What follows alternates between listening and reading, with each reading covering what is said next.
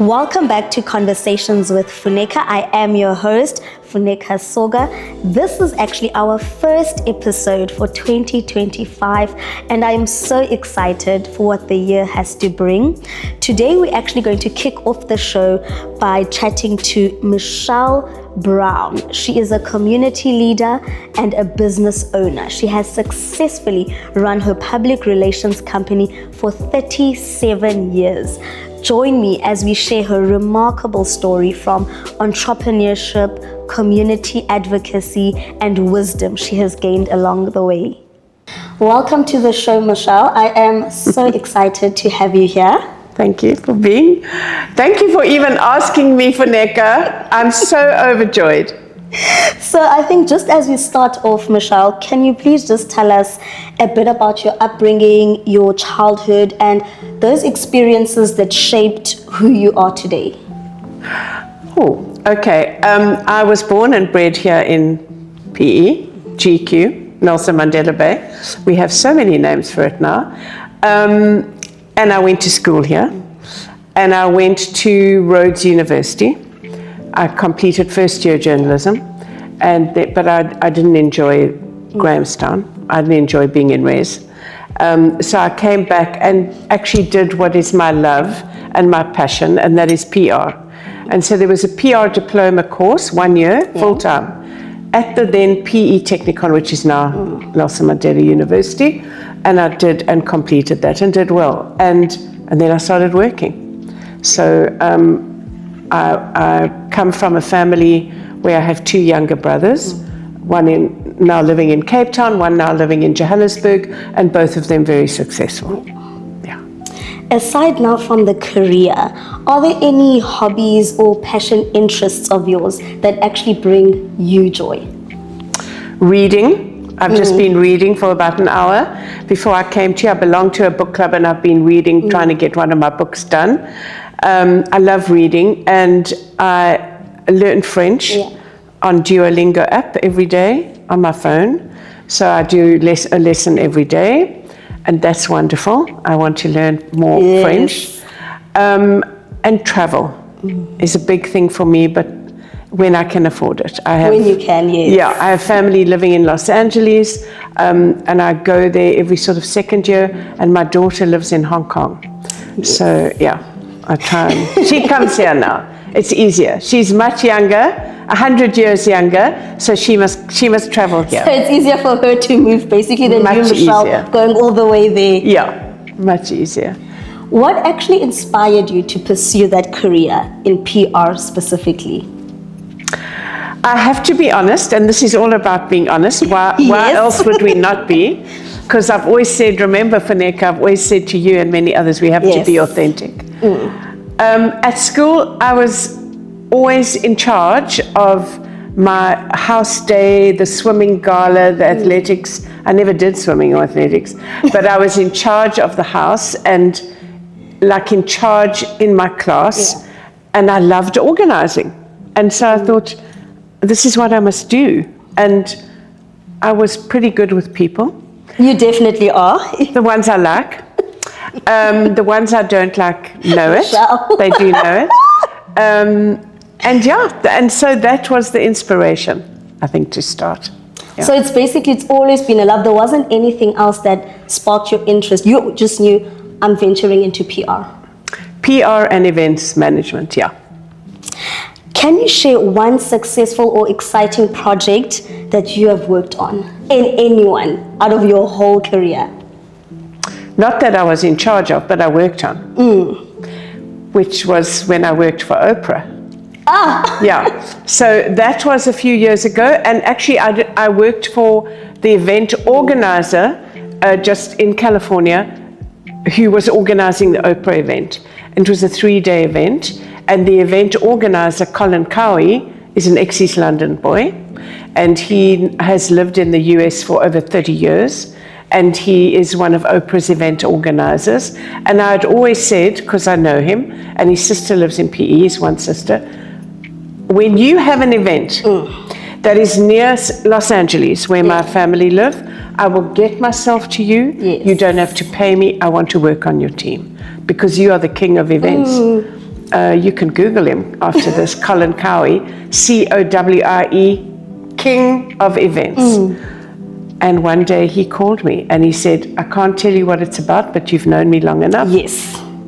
If you can be here, whatever, in February, I want you on my team. I did. And it was for Oprah. And so she had hosted a black tie dinner on the Friday night for friends. It was a birthday gift she was gifting to a friend of hers. She hosted it. She flew in Patti LaBelle, Oh, Patti LaBelle. Grammy award-winning star, as the entertainment for the Friday night. And on the Saturday, the man she was gifting for his 80th birthday, he said he loves BB Winans and the gospel band. She flew them in. And so we had a 3-day event that we were part of, and highlight of my life. And I actually, you know what, Michelle, even hearing you talking about that, how did you feel though, being called for a project like that? And also, I'm definitely going to ask this one, how was it meeting the Oprah Winfrey? I felt quite overwhelmed.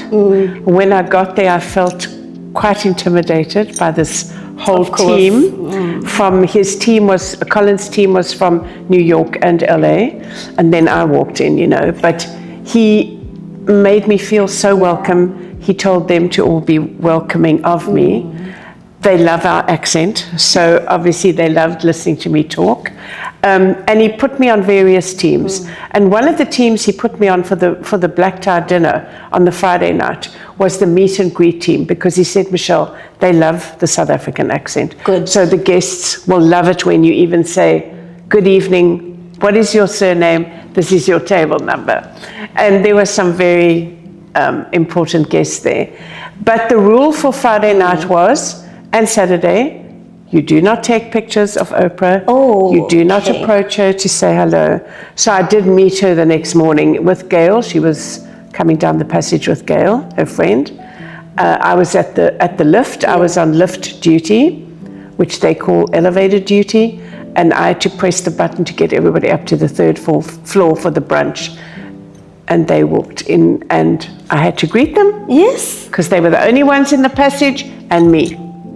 And I was wearing this necklace, and actually I said, Oprah, Gail, I'm part of Colin's team. Yes.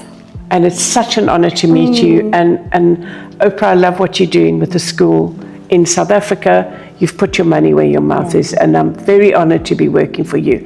And this necklace I had worn the night before at the gala dinner. And she said, you the lady with that necklace from last night. Michelle. Well, I wasn't going to tell her it was from Woolworths, right? So I just said, oh, my African necklace. Oh, yes, I had it specially made for the dinner. Oh, so that's why it holds a sentimental value there. It does. And you know what? I'm not shocked, Michelle, that they chose you for this specific passion project, because especially when it comes to engaging with people. Also, as well, like Michelle, we're going to use you to greet people, because we all know you know how to work a room. You know how to make people to not feel small, to feel welcome. Well, I'm respectful. Yes. Right? And that's a lesson we've both learned along the way. And my late mom always said to me, if you want people to respect you, you need to be respectful. Right? So I am respectful of other people, and maybe that's why people are respectful of me. That is true. And how do you specifically stay up to date with the latest developments and trends in the PR industry? Well, I watch social media, and I follow people like Colin Cowie. I see what he's doing. Maybe he's doing it in New York. Maybe he's doing a wedding in Greece. But I follow and I get ideas, and I try and make those ideas work here in Nelson Mandela Bay. Not always possible, because we don't have the budgets that they have, but some of the ideas do work. And you're right, you've got to keep woke, right? Yes. You've got to keep abreast of what is happening, because you can't say, well, this is how I did an event 10 years ago. Well, sorry, it's not working like that anymore. But I know everything's digital, Funeka. Yes. But there's nothing to beat face-to-face, right? Because it gives that personal human touch. And you can pick up a vibe from a person, which you can't pick up digitally, right? Very true. And I think, you know, Michelle, you've run a successful business for 37 years. But I actually have to ask, who do you actually look up to? Because here, even in our city, in the Eastern Cape, when you talk about Michelle Brown, everybody knows you. Everybody knows who you are. They know what you do, or they've had a certain encounter with Michelle Brown. But who do you look up to, or who you looked up to years ago when you were also actually growing in the industry?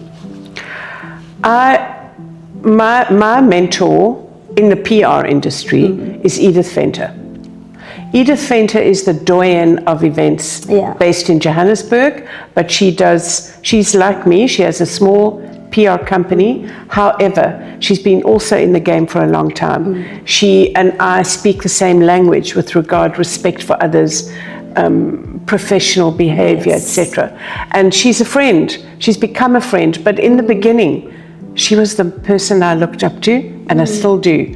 And in fact, Funeka, about 3 weeks ago, I had a little situation with a client, and I actually called her and said, this is what I think I'm going to do, but I'm asking you what you would do. Yes. And she said, I would do exactly what you're about to do.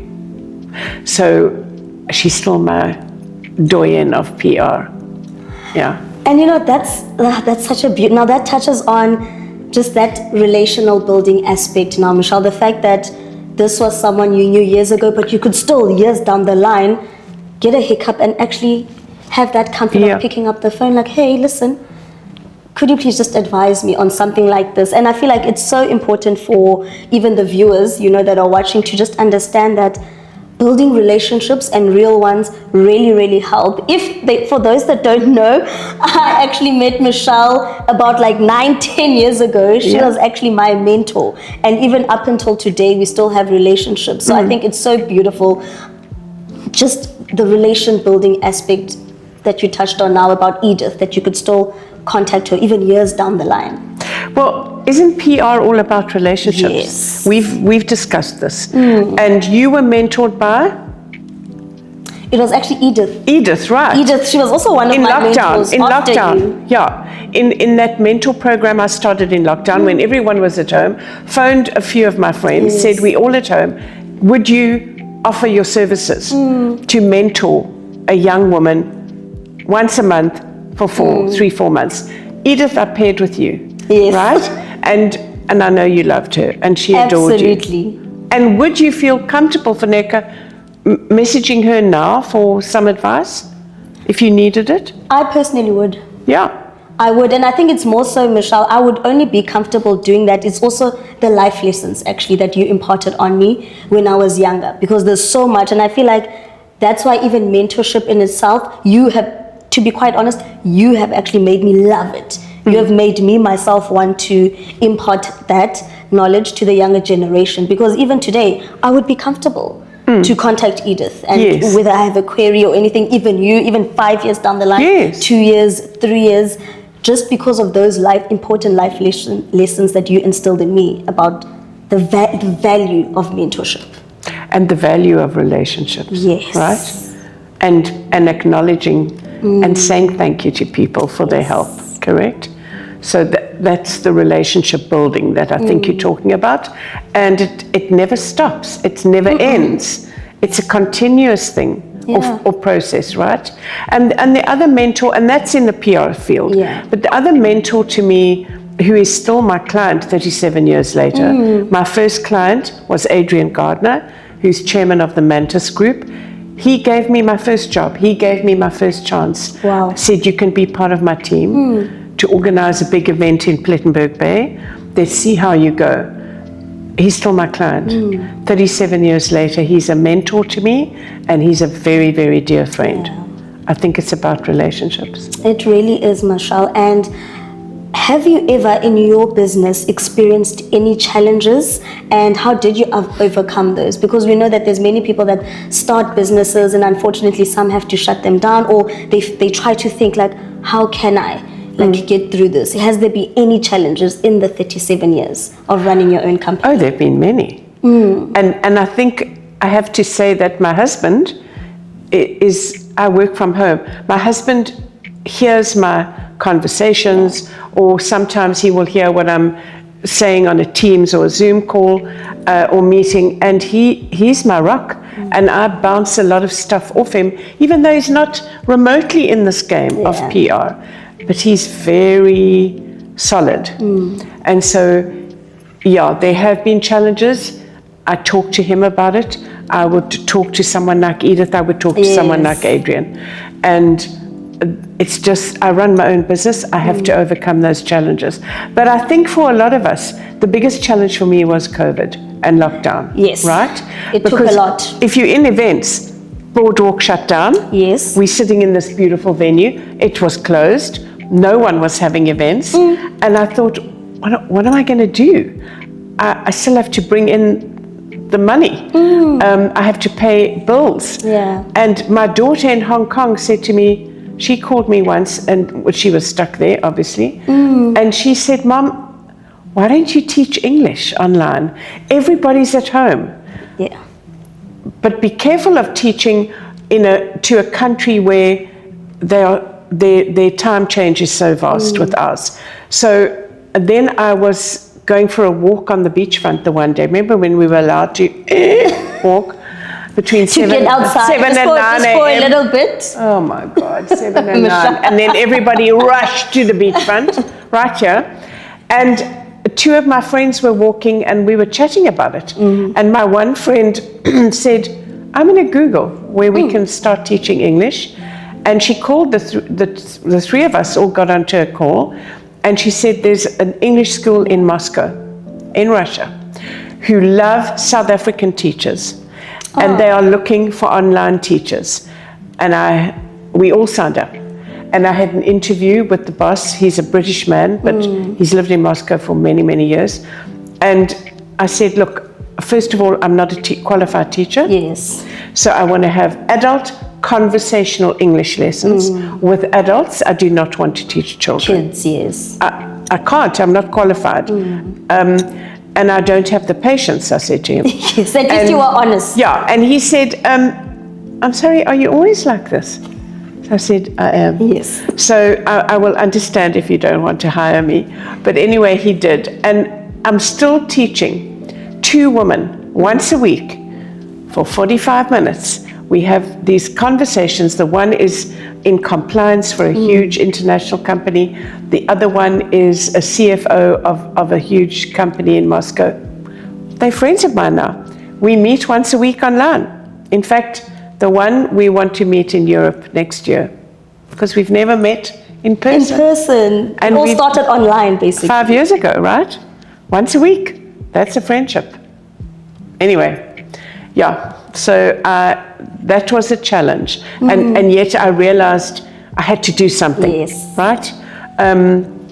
So I taught English online to the ladies in Russia and to other people. But their contracts are done now. And then I also, one of my friends said to me, there's a remote work site, which is still there today. Anybody can go on. It's called Upwork.com. Okay. Upwork. And Michelle, why don't you register on it? You submit your CV, like your skill set, and then every morning you have to go online and you see what jobs, they match you with jobs they think. Wow. And I got the most amazing jobs in Australia, in Germany, 2 in Israel, 4 in the US. Amazing online jobs, yeah. Nope.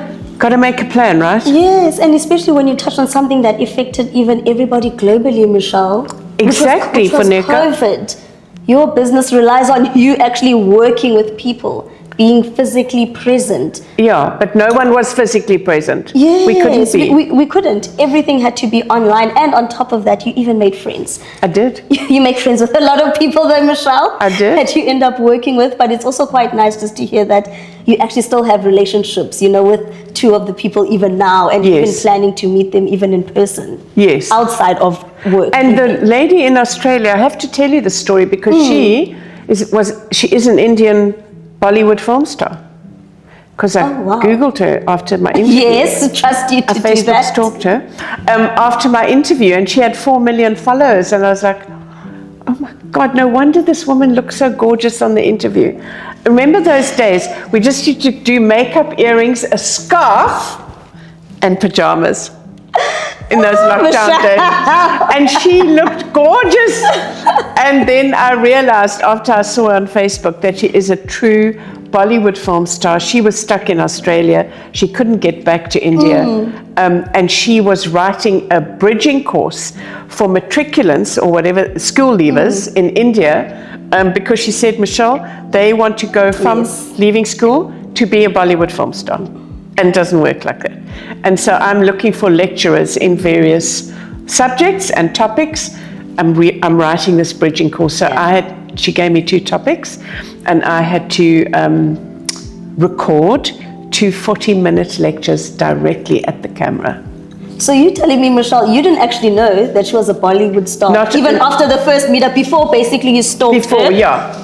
That's when you found out this is actually a star in her country. Star, yeah. Oh my goodness, I can imagine your reaction after, as you were looking and scrolling. So this is the person that I'm actually doing business with. Yeah, right. Hi. Anyway, I got the job, and it was fantastic. I met the other lecturers on her panel, and we were from all over the world. So it was lovely. It was lovely. Yeah. And that just shows, you know what, even if your business faces a challenge, you can always have a comeback from it. Well, it's up to you. How badly do you want the comeback? How badly do you want to overcome the challenge? If you're just going to lie back and die and say... And do nothing. Oh my God, it's COVID, it's lockdown, I have to sit this out. None of us knew how long that was going to take. That is very true. 2 years later, we started. We were still stuck in it. So I think it's up to you, though, to overcome the challenge. And how much work, I guess, you're also willing to put in, Michelle, and that dedication as well. Absolutely. Because nothing comes if you just sit and throw your hands basically in the air. No. And I have to say that my brother in Cape Town said to me at the time, I said, I have to learn Zoom. I don't know how to do Zoom. Who knew how to do Zoom before lockdown? He said, okay, I'm going to phone you. Good. I'm going to talk you through it because I know you're technically challenged. I'm going to talk you through it, Michelle, because if you don't learn Zoom and Teams with what's coming up for us in this, next year, 2 years, you are going to fall by the wayside. So I suggest you take notes and you learn it, which is what I had to do, and I'm sure I wasn't the only one. You definitely weren't the only one, Michelle, but at the end of the day, it helped. Absolutely, because my English lessons are on Teams. Yeah. Now, what advice would you give to someone starting out in the PR, media, and communications industry? Well, I think I would say to you, go and intern somewhere. Yeah. Even if it's for no salary. Go and offer to intern at a PR company, at an advertising agency, those kind of companies, a marketing company, and learn the industry from the bottom up. Because I know you have a degree or you have a diploma, but you don't have work experience, and that's what people want you to have. So put your pride in your pocket and offer your services and learn at the coal face, learn. Are there any important qualities that you feel like that young people should develop in order to succeed in their career journey? I think you need to be respectful. Huge for me, huge. When someone sends me an email that I've never met and says, "Dear Michelle, how's it?" I've had this. Not how's it. How's it? I've had this. And then body of the email, and at the end, instead of saying, "Kind regards, yours sincerely," whatever, "Cheers." I'm like, I'm sorry. Are you talking to me? Oh, Michelle, you must have I don't know you. So I think work etiquette, learn it, and learn it quickly. 100%. Dress code. You're going for a job interview for the first time. You can't wear what you wear to the club. It doesn't work. I know you love your dress, but if your dress is coming like down here with a slit to here, it doesn't work, because we know first impressions are lasting impressions, right? And people say, don't judge a book by its cover, but we all do. We all do. Yes. It happens even when you're not thinking about Absolutely. it. Absolutely. First time you meet someone. So I think respect, I think dress code, I think do your homework. Yes. So before you go for the job interview or to meet someone for the first time, Google the company, Google the person on LinkedIn, on Facebook, on whatever. Anyway. Everybody can be Googled. So don't come to me and say, oh, I didn't know. Yeah. Well, you're always on your phone, especially young people. So use Very your phone true. productively and effectively and Google.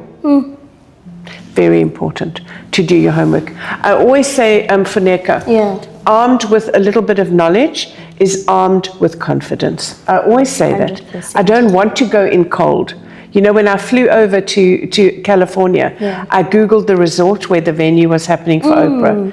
I Googled the retired businessman, the 80-year-old man that she was gifting his birthday weekend, so that I Googled some of Colin Cowie's team, so that I didn't walk in cold Yes. on the day, you know, like this little person from PE. Who doesn't know anything. doesn't Now know at least anything. you had that, at least that bit of knowledge. Now even when you see the Absolutely. faces, like, oh, I know what you do. You know how to approach them. Every research. Research. You said it all boils down back to that. And we all know how to do it. Everybody. Didn't we have to do it at school? Even more so now. You're given Exactly. assignments and projects. You've got to do your research. You've got to do your Very true. homework. Yeah. And you know what, Michelle, you mentioned that first impressions last. Now for me, why I just want to touch on this one, it's the fact that even when I was younger, like years ago when I met you and I knew that, okay, my mentor is Michelle Brown. Obviously, I just Googled a bit, but I think what I loved, even the first time we met, I don't know actually if I've even told you this, but what I loved, okay, number one, and even though there was, you know, the age difference and you're successful, I'm just this young person, don't even know where I'm going to work, where I'm going to enter, not even making any money, just a student studying, but knowing that Michelle Brown is my mentor. But from that first meeting, even with you, Michelle, honestly, I felt like I can achieve all the goals that I can, and for many reasons. One, you didn't look at me as a young student who has no experience, hasn't even completed her qualification. You made me feel so welcome. You made me feel so respected. You even spoke to me. You weren't even talking to me like you're speaking to a child. You're speaking to me like, you know, these are grown-ups. I understand that I'm your mentor, but I want this relationship to basically be a back and forth. And then the last thing that made me absolutely fall in love with you, Michelle, is the fact that, I don't know for those that know, but Michelle is such a diva. You're such a diva and you are hilarious. I don't know if other people know that. I'm sure though your friends do know, but maybe those that know you in a professional sense. Yeah. I personally think Michelle is such a diva. So that first time when I met you, I was like, oh, I love her. I love my mentor. Even though I knew that I want to learn so much from her knowledge, but I was like, oh, absolutely love her because one, I'm also dramatic, so I was like, I love her. So you are very relatable. That's what I wanted to get to. You are very relatable. That first time we met, and that was what first impression I had. When was that? 9 years ago, Michelle. It was right here, actually, in the lobby of the boardwalk. I know. Actually, I know. Who was the other mentee? It was Annalisa. So it was two of us actually. Yeah. But that first meeting, I was like, how is she so successful? Literally can just command in every room and just has these networks, but treating me, just a mentee, with so much love and respect. And I was like, I love Michelle. She's so relatable. Like that. And that, can you imagine? I remember that. And that was like, what, 9 years ago? But literally, it's still in Funeka's mind. That's the initial meeting of Michelle. Well, thank you. I accept that compliment. I think respect again, like you said.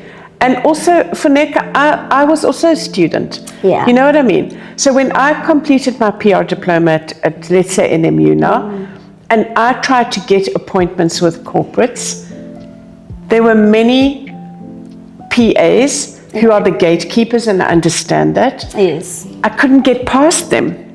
And eventually I did, but I said to myself at the time, when I'm in business, I'm going to always be open to advising and mentoring others because I've been there, and it's not an easy road. It definitely isn't. You know that. Yeah. So thank you for that. And I wanted to ask you, Michelle, just to touch on that as well, on mentor and mentorship. There was one event that was actually hosted here at the convention center, and I just want to touch on that respect aspect also as well. And me and Annalisa, both of your mentees, we were late. Yeah. Michelle. I know. We were late, and the thing is, even us coming and parking in, we were now debating with ourselves. We're like, okay, what are we gonna say to Michelle? Because we know you absolutely do not do with latecomers. It's just a no-no. So now, as we're coming in, we're trying to think, okay, what is Michelle gonna say? Is she still gonna let us in? Are we still gonna fulfill our duties? And then when we came, and I have to be honest, I'm going to be honest. Michelle, you gave us a lecture. You told us, like you said, you were very cross. You were like, absolutely unacceptable, girls. Why are you late? But you essentially, you just gave us a lecture on, please try to not be late as you ladies continue to grow. I actually have that question. Why is that time factor such a big deal for you? Like arriving on time? Because I think it's disrespectful if you're late. I think it's disrespectful to the person or the function or the event. So when you are asked to be there 6:30 p.m. Yes. at a function here at the Boardwalk, you actually need to be at 10 to 6. So that at 6:30, when proceedings start, you are seated. And I just think people who are late, like arrive. I mean, we had a women's circle workshop this past week. It's 7:45 for 8:15 start. There was a woman who arrived at 9. Why? Disrespectful to the workshop, disrespectful to our 2 guest speakers. And actually at 9 o'clock we were done by 9:15. Yes. So she had actually missed most of the content. Most of it, yeah. And for me, utter disrespect. Yeah. And for me, do you know, I've always held on to that, like wherever now I go, Michelle. And that is actually so crazy, because that was years ago, but every time you will ring, you don't be late. It is disrespectful to now, even if it's not events, even if it's meetings that you're going to. So for me now, it's something that's sits with you. Yes, that's so engraved with me so importantly. Like I told you, I even told my videographer that Michelle's going to be here on that time. That time that she put there on the dot. Oh, we're going to see her smiling at the door. Hi, guys. That's exactly what happened even today. So for me, I think I just hope people can also just take that as well to just always be on time, whatever it is, even if it's the internships, like you said, Michelle, the people that are the young people, of course, that are starting out. Yeah. Just also arrive on time. It says something, I guess, in the workplace and to your boss. And punctuality is part of your brand. Yes. Part of your reputation. Definitely. If you are known as someone who is constantly late, people go, oh, don't ask Michelle Brown for a meeting because she's always late. Yeah. Oof. And eventually you'll lose that business. But you'll also lose that respect. Very true, and Michelle. And respect is just it's been ingrained by me, by my late parents for many years.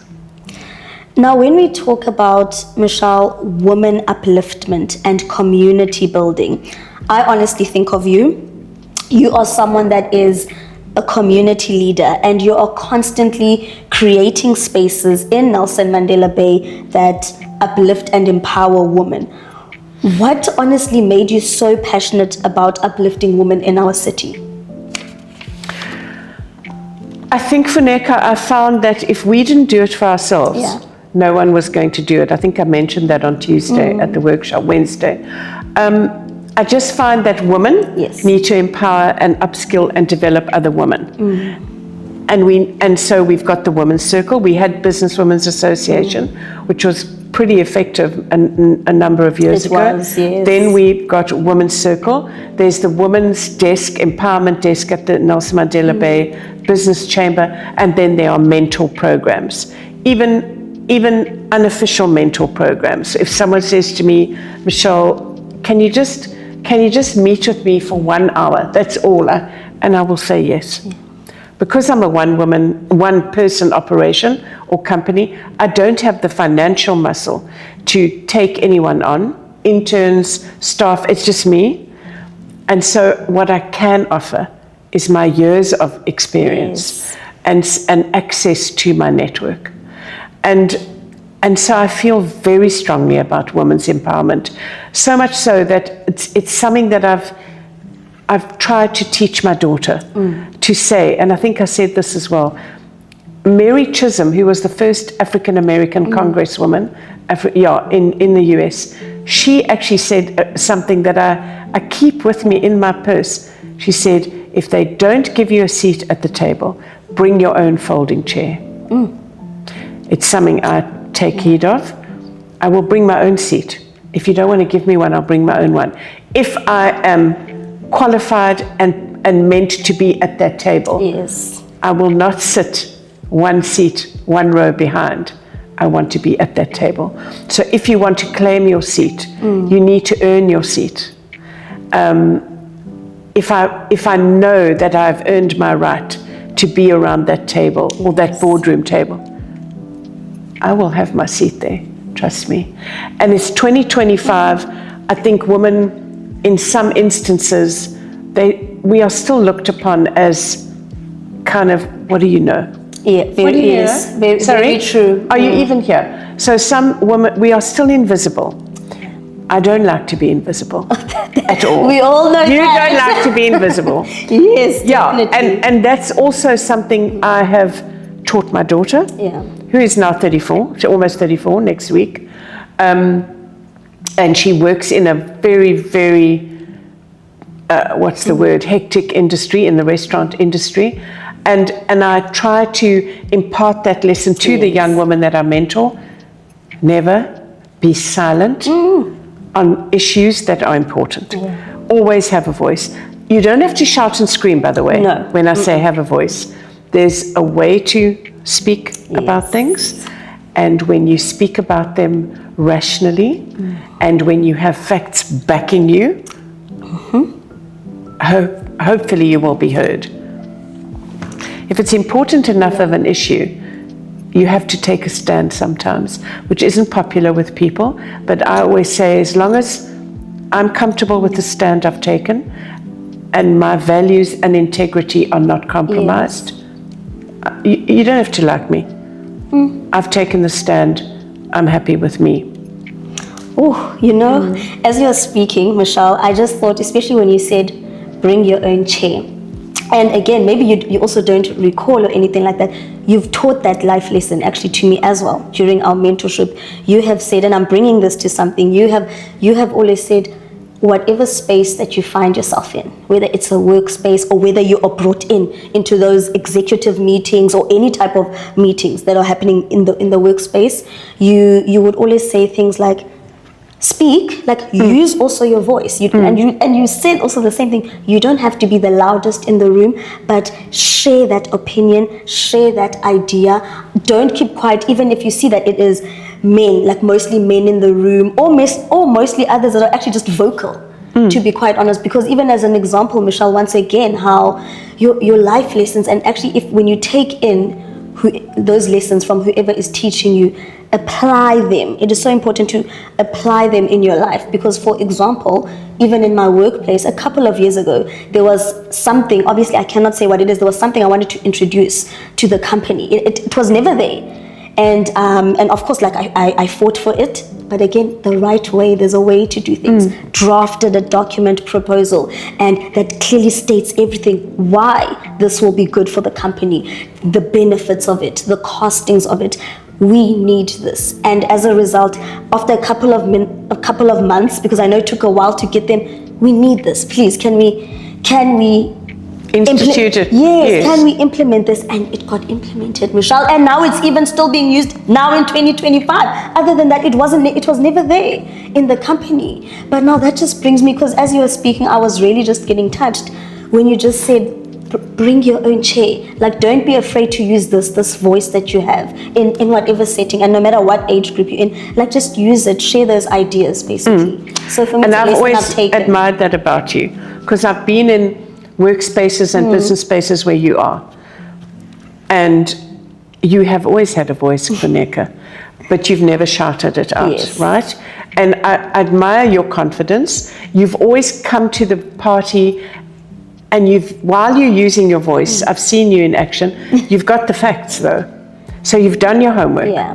You don't just shout out an idea. You've done your homework, you say, you've done the costings, you've done the implementations Yes. of executing A, B, and C.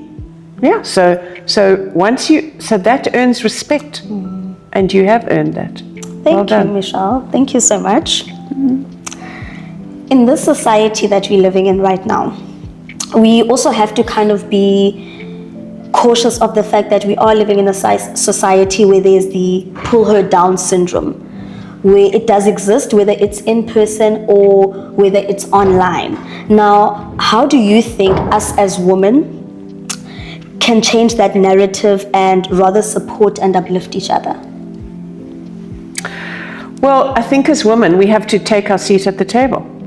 So in that way, if we are part of the discussion, the round table discussion, Yes. then we will be heard. So I think that also as women, I think we've discussed that we need to support one another. Yeah.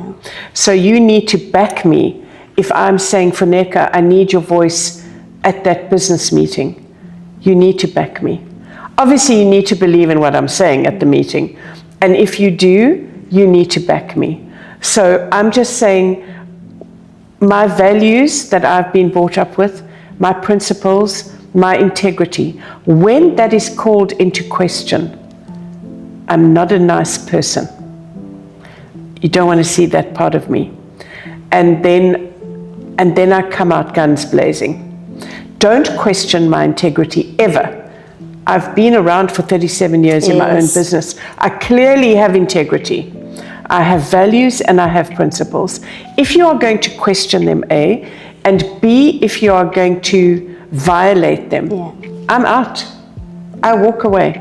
I don't care who you are. I don't care who the client is. I don't care what you've said you're going to pay me. If you violate my integrity, I'm out. And women need to stand up alongside other women and support them in that. So true. Yeah. And I love that because even for me, I'm very passionate about women supporting each other, because sometimes you will go online, Michelle, and it's woman to woman that are just dragging each other down, whether it's a woman that is starting a business, whether it's a corporate business or a creative business or anything like that. That's why I just thought to even ask you that question, because this society, it happens so much. But I love the fact that there are still people in our world, like the likes of the Michelles and other amazing individuals, of course, in our society that are like, listen, we know there's that, but we are not those people. We are not. We are changing the narrative in our own little spaces, and we are creating those spaces where there is support and there's love and there's community and it's a safe space. But can I say that on social media, people, I found this, you found this, you found this. Yeah. People are very brave on social media. Oh, they are. People say oh, yes. hurtful Sure. and disgusting and disrespectful things on social media. If you have to meet that person across a table, though, one-on-one, person to person, I've had this. They're very quiet. And they're saying things on social media with no facts to back them up, with no relevance. And yet they're saying these atrocious things, these comments and these posts. And so I just delete those people. In fact, I block them. Good. Never to see them again on social media. But it's interesting, if I meet them at a function, I'm like, oh my word, wow. Where did you come up with the posts that you were posting about that situation? I mean, where did you get your facts from? And they go, oh, no, I didn't mean it like that. Well, you might not have meant it, but you said it, honey. You said it And in correctly. my book, you said it, means you thought it, means you meant it. I block you. Even if it's someone that you're seeing face to face as well, Michelle. Well, they must apologize Yeah. for making those kind of terrible comments about me or about people I know, just comments that have no basis of fact. So I'm not sure how you can make such comments. And then it takes a long while for me to trust you again. And isn't business all about trust? Now they've killed the trust factor now. And trust takes a long time. It does. Even to build. A long time for people to trust me and for me to trust others. And those, if there are others who have violated that code of ethics, well, it takes a long time for me to get over it and trust them again. And maybe that's just me and I'm terrible, but that's me. No, but you are right though, Michelle, because you even mentioned there are people that are very, let's say, the most hurtful things online behind these cellular devices that we use. And it was so interesting for me to even hear that you said, oh no, but when I met with these people, like face to face, quiet as a mouse, dead quiet. And I didn't mean it, Michelle, don't take it that way. But you said it. You said it already. Damage is done. And don't you think, Michelle, sometimes they tell people, you know what, before you share those comments and stuff like that and become a keyboard warrior, as they call it now, just think. Just quickly think like the ripple effects that will have, and are you going to be proud of your name and surname attached to a derogatory statement like that? Yeah. That's why I understand where you just you know what, actually, for my own peace, block. First delete them. Delete. Delete them. Yeah. I'm sure many people have done the same to me. Delete Michelle, block Michelle. Delete but Michelle. Do you see me? I'm okay. You're perfectly, and you see, Michelle, why I say you're a diva then. See, these are those things. But it's fine, I relate. Very, very relatable. Yes. Now, as someone who has built a reputable reputation for the past 37 years and a personal brand as well that is very well known, I honestly would love to hear your insights on the importance of personal branding. Well, let's go back to social media again. Because social media, and as you say, the keyboard warriors, you know, to click on something is so quick and easy. Very true. But more and more employers are checking a prospective employee's social media profile before they hire them. I'm sure you know that. They are checking your social media profile on Facebook, on Instagram, on LinkedIn, possibly even on TikTok. And they are looking at your posts, they are looking at your comments about certain issues. I always steer clear of politics and religion. Yes. Those are issues that are private, but certain people don't believe that, so they are out and out commenting. Remember that your future employer checks you and your profile. There we go. And do you want that to be your brand? So your brand is not only this. Your brand is not only the cover of the book, because we do judge a book by its cover, but we're saying if we don't like the cover, we don't even open the book. If we don't like this, we don't even ask you, we don't even approach you.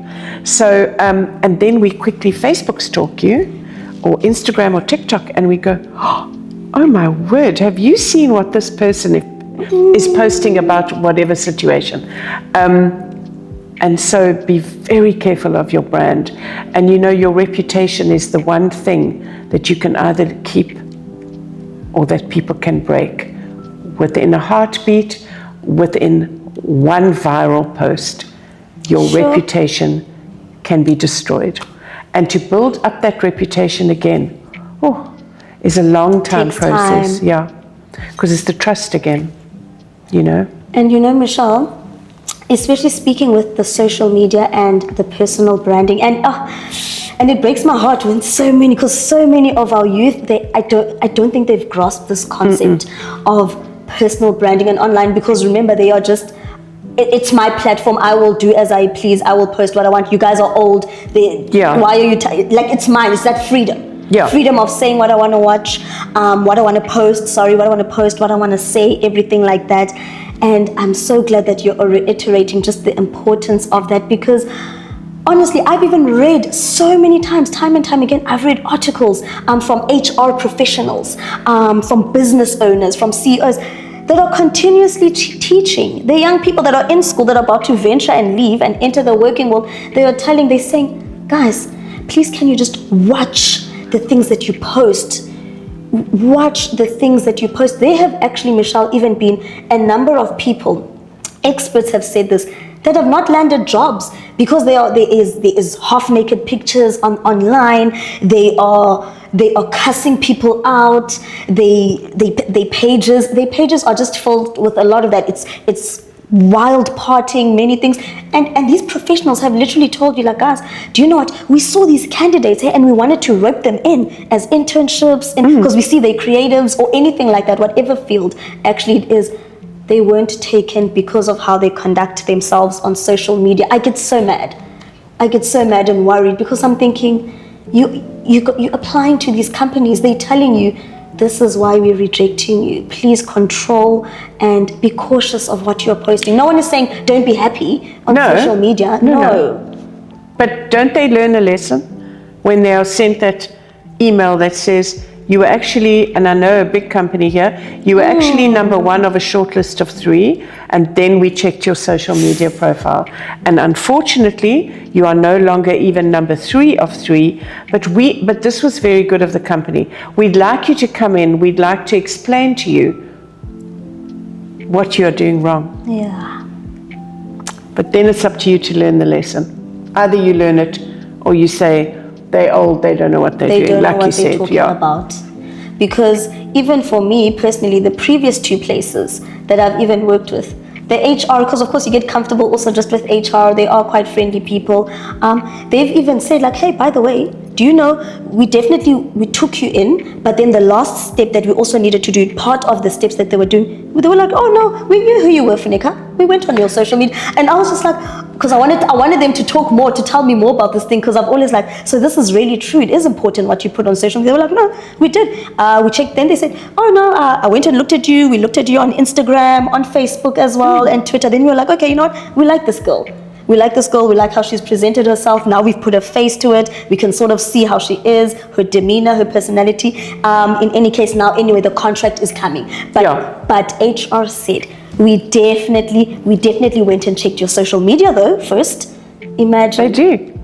They do. It. And it's open for everybody to see. It is. It's very public a domain, right? It's a very public domain. So be advised that what you post can haunt you for many days to come. Many days. Because you can delete, but you know, it's always in the cloud.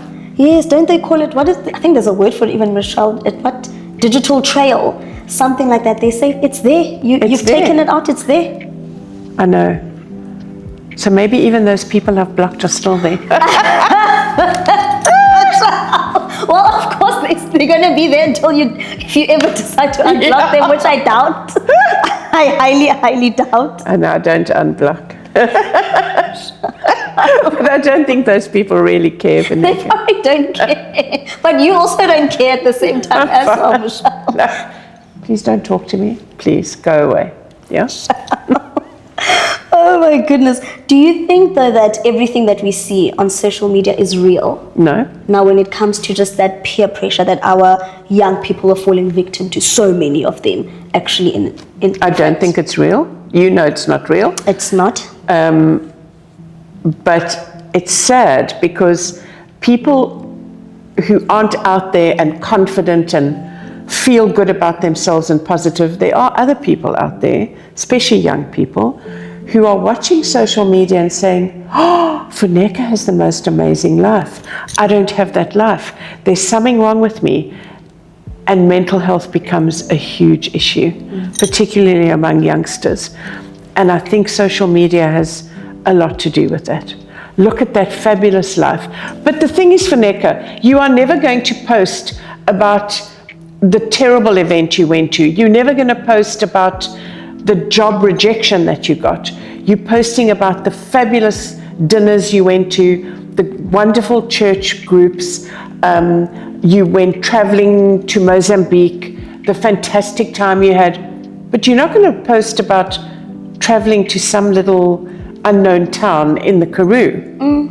You know, if you're just going there to go and meet a family member and come back, and you don't post about it, people just think, oh, Funeka's traveling all over the world. Oh, Her life is perfect. Yeah, but we only post the perfect. Do we post the imperfect? No. No. And so mental health, I think, well, we know it's a huge issue. And youngsters are even doing drastic things when they see that their life is not like our perceived lives. Perception is not always reality, my love.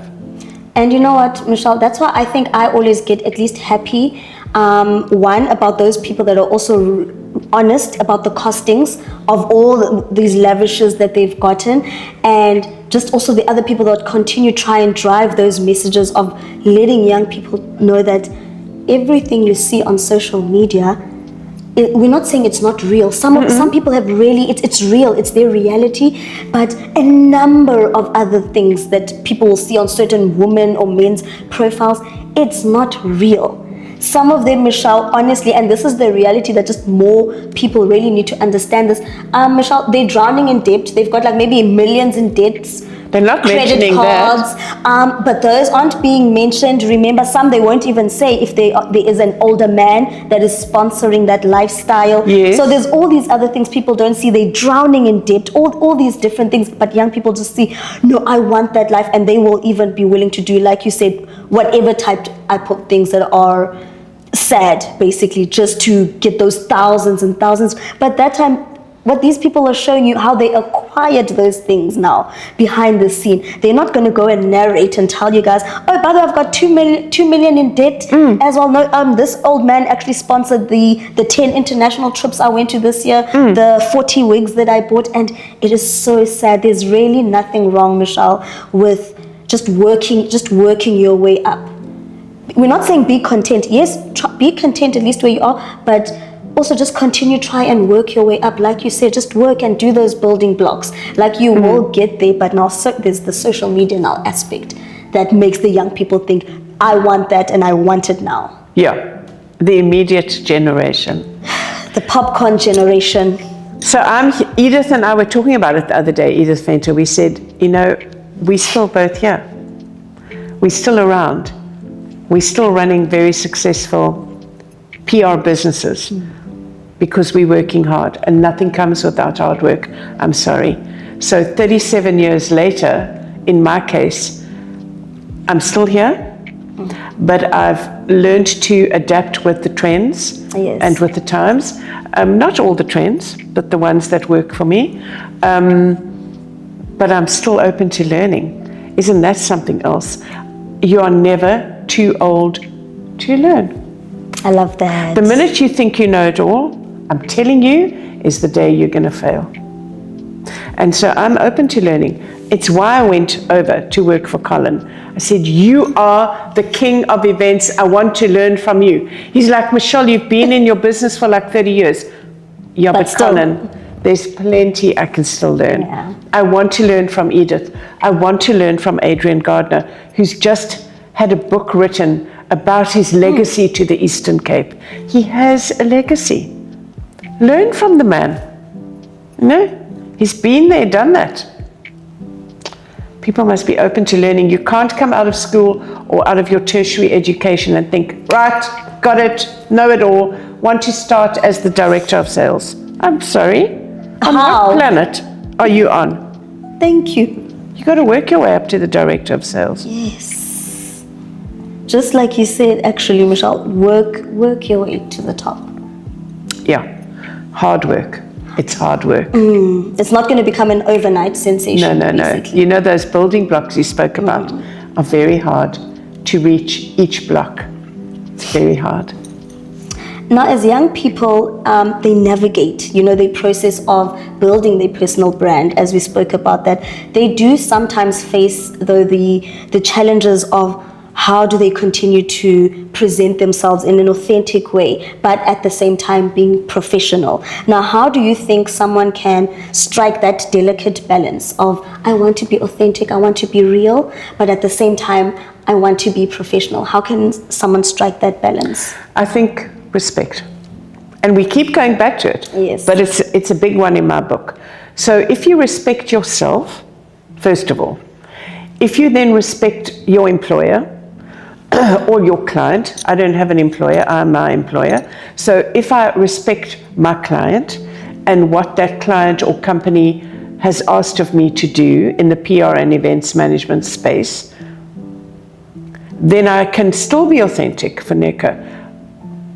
In fact, I must never not be authentic, because then I'm going against my own respect and my own values. I can still be authentic, but I've got to behave in a professional manner. And especially as a woman, there is a line we do not cross, my love. I don't need, if someone once said to me, a prospective client, Michelle, I need to see you about an event, but my diary is very, very full. Okay. During the week. So if I could meet you at 6 o'clock at a pub on the beachfront on Wednesday. What? A pub at 6 p.m. not meeting my husband. Oh. No. Yeah. So I went back and said, I tell you what, first of all, I don't do meetings in pubs, I said to him. Secondly, not at 6 o'clock at night. Thirdly, let's go back through your diary. I need 20 minutes of your time. I'm sure there's 20 minutes in your day, in your office, between Monday and Friday that I can come and see you. I'm sure there is. And it doesn't need to be in the evening at a pub. Looked back in his diary. Lo and behold, he found 20 minutes. Whoops. So, sorry about that, so Funeka, I think there's a line that we don't cross. Yes. But particularly that we women do not cross. I don't need to go out for dinner with you at night to discuss a function that I'm about to do for you. I do that in office hours, in your office or at a coffee shop. I don't do it at a restaurant at 8 o'clock at night. For what? It's not necessary. Because again, that's part of your brand. And if someone sees me out at a pub Sure. with this strange man who I am not married to, I'm very old school. It doesn't do it for me. Sorry, goodbye. And don't you think, Michelle, it also goes just onto that thing of now, just also that's respecting yourself as well. Because remember, we need to, as women, we need to respect ourselves first, even before other people can respect us. And that's also just in the workspace. So I feel like that is such an important reminder just for always as women to just assert yourself, but also have those boundaries. Also, when it just comes to meetings or external meetings that will require you to be somewhere else, like you said as well, no, can we just reschedule, maybe have it at 2 o'clock in a boardroom, like we're in a boardroom now. I'll meet you in the lobby lounge. Like that. Yes. At the Boardwalk It doesn't Hotel. need to be in the evening, in intimate settings, in restaurants or pubs even at that. So I actually like that. It's such it's a powerful reminder even for myself also as a woman as well. And I'm sure that other women, they can also take something from that also. Boundaries. Boundaries and self-respect. Boundaries. And if you don't set them, who's going to do it? then it's a free-for-all, right? Then don't come crying to me that you went to a pub and the guy tried to take you home. Oh, please, I have no. Because now I think you're seeing, Michelle, that how much further now you're just saying, oh no, this could do this in an hour, this can happen, of which you actually, all of that could have been avoided if you actually just didn't position yourself in that placement. Just don't position yourself there. Avoid it all. But then you didn't set the boundaries. So there were no boundaries. Free flow. Michelle, the way you're saying free, it's like you're going to say it's a free for all when it comes to this individual. I know. Oh gosh. Oh my goodness. Set the boundaries. Yes, I think let's agree on that. Is the key word, boundaries and respect. Yes. As we are nearing the end of our conversation, I'd love to ask you, is there any message that you hope our listeners will remember long after even our chat today? My message is that if, you know, what my late mom said to me, if you want people to respect you, be respectful of others. That's my message. and stay true to your values and your principles, and don't shift those at all. It might not work for you in some instances. You might lose a job, as I have done in some instances, but your conscience has to be clear. And so that job was not going to work if the client or the company's values and principles don't align with yours. And that's the way life happens. And life is all about timing, and all about, as I say to my children, there's a reason and a season for everything. Might So not have true. happened now, but something else is coming, you know. My son, I have a son who's turning 40 in July. Oh God, I know, don't look at but I do. And he's been living in the Caribbean for 20 years since he matriculated. The next week he left. And he's come back because he's saying, my time is done overseas. I've missed family. I have fallen in love here in Nelson Mandela Bay. I want to be here. Timing. There's a season. I had my season in the Caribbean. Absolutely loved it. My season is done. And now I'm here. And he's as happy and in love as ever. And that does my mother's heart very good. And so there's a season and a reason. And there's timing for Neka, right? Yeah. I saw you on Wednesday at the workshop, and then you messaged me afterwards and said, "Oh, can I interview you for my podcast?" Because I hadn't seen you for a while, and so a timing. I believe in that. That is so profound, Michelle. There's a season and a time for everything.